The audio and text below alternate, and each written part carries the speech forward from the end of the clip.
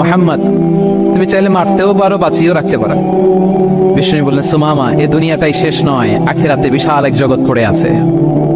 তুমি যদি শাহাদা বাক্য পড়ো আমাদের ভাই হয়ে যাবা, তোমার সেফটি সিকিউরিটির দায়িত্ব আমাদের, আমরা তোমরা সবাই মিলে এক।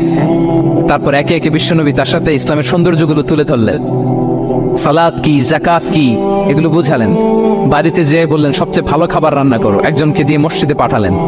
যুদ্ধবন্দীর সাথে কি আচরণ দেখছেন। এরপরের দিন বিশ্বনবী আবার তাকে ইসলামের দাওয়াত দিলেন।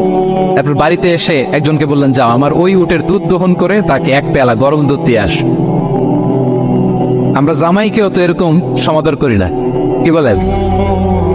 তৃতীয় দিন বিষ্ণুনবী আবার খাবার নিয়ে গেলেন, আবার ইসলামকে তুলে ধরলেন।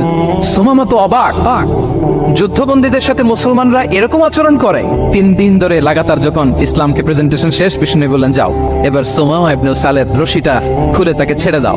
সাহাবারা বললেন, বলেন কি ইয়া রাসূলুল্লাহ, ভয়ঙ্কর, বিশ্বাসঘাতকতা করবে, মেরে ফেলবে আমাদের। বিষ্ণু বললেন, না, আমি যা জানি তোমরা তা জানো না, ছেড়ে দাও।